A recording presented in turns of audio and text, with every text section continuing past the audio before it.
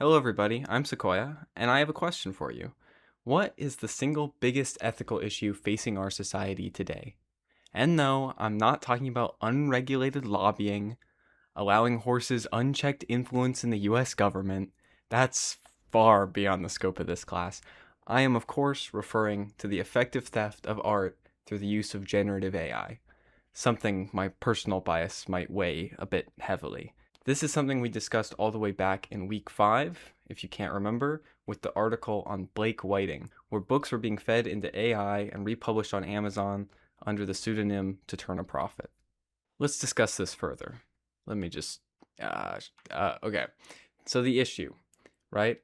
Artists securing their copyrighted work is incredibly important because it's how they survive. Most people can't read every book that's ever been published on a subject, so the less saturated the market is, the more likely your book will be the one that's picked out and purchased. Sometimes your work standing out from a crowd is the only thing guaranteeing a slight bit of financial security. An AI generated copy of your work ruins that completely.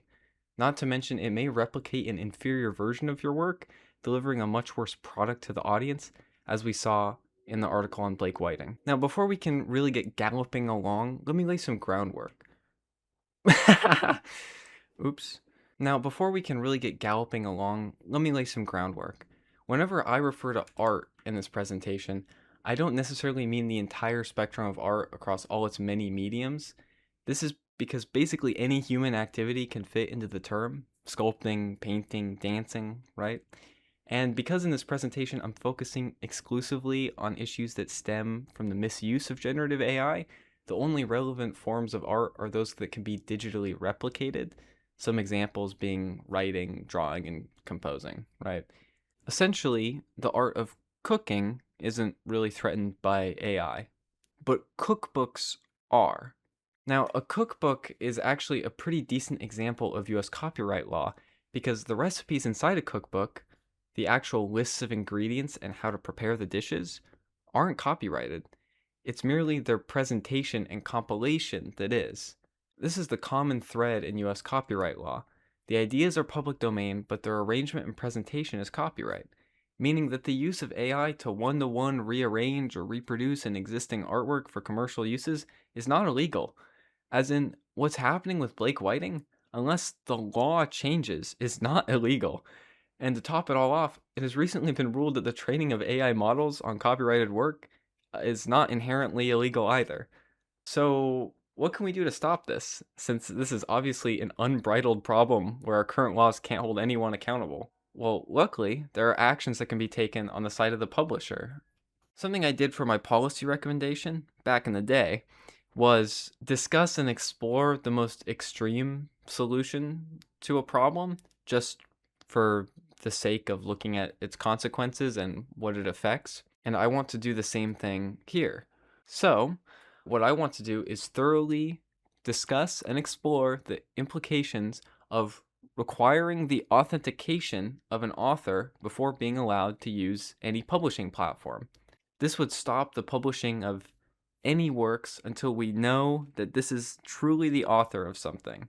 Okay, so for this exercise, we will use Amazon's Kindle Direct publishing platform, which allows a user to publish a written work with as little friction as possible. This is the same site where Blake Whiting published their stolen works to turn a profit, so it's a good example. The content guidelines on Amazon's website already try to address these issues by requiring that any AI generated text be declared as such, as well as distinguishing between AI assisted and AI generated content.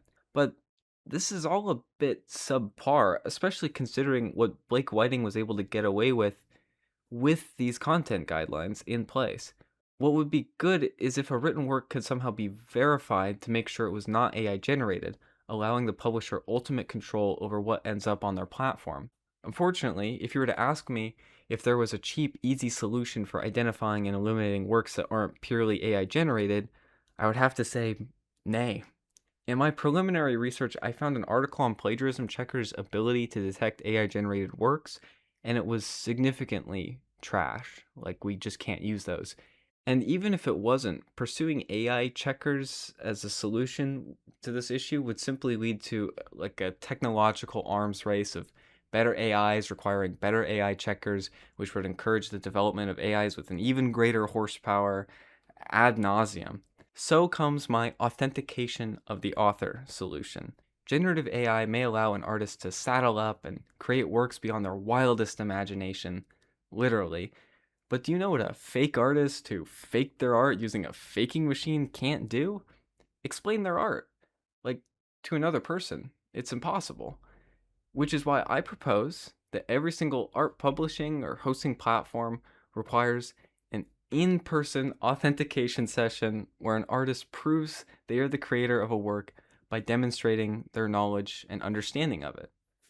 Obviously, this could hinder the accessibility of art making as a career, requiring an aspiring artist to leap and bound over additional costly hurdles just to get their work published, and that's not good. But this is something we've discussed as a society for a long time, how difficult it is to break into the art world and be successful making art. What I consider far more important, as an artist myself, is the accessibility of being able to create art, which this policy would not infringe upon. While it is a stark shift, I think requiring an in person meeting with an author to essentially confirm they are the original writer would technically fix this issue. Plus, most artists are just dying to have a captive audience to talk about their work with, so in an ideal world, it's a win win. Now, there does exist a fundamental conflict of interest for the companies publishing these works. They get a cut of each purchase, so why should they care about the content on their platforms as long as they're making sales? This, unfortunately, leads back to US law as the best way to truly regulate an issue of this scale. Unless Amazon starts getting a lot of public pressure to drastically change their policy, it's not going to happen. So, call your representative. Call Jeff Bezos. Call your local horse and keep the pressure up if you want positive change. Keep talking about this in person and online and treating it like the issue it truly is. Show by example the attention it deserves. If we could just get them on our side, maybe this whole horse lobbying thing wouldn't be so bad after all. I love oats. Yum, yum, yum. Give me oats. Yum. The solution is oats.